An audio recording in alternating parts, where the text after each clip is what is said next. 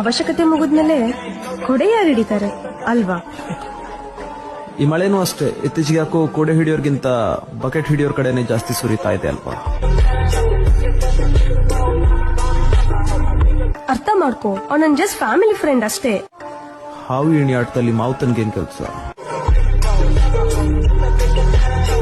ಅವನ್ ತಂಟೆಗೆ ಯಾವತ್ತೂ ಬರಲ್ಲ. ಅವನಿಗೆ ನಮ್ಮ ಅವಶ್ಯಕತೆನೂ ಇಲ್ಲ. He is well settled.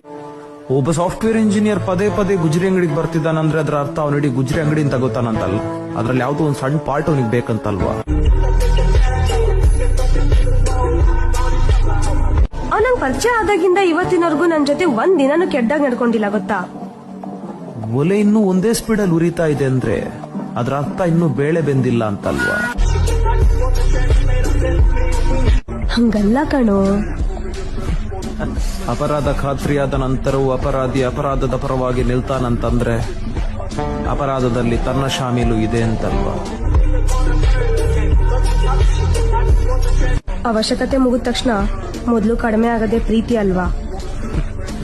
ಆಗೋದಿಲ್ಲ, ಆದ್ಮೇಲೆ ಅರಿವಾಗೋದು. ಅದೊಂದು ಅದ್ಭುತ ಆಲೋಚನೆ ಹೊರತು ಅದ್ರಲ್ಲಿ ಅಂಥದ್ದೇನೂ ಇರಲಿಲ್ಲ.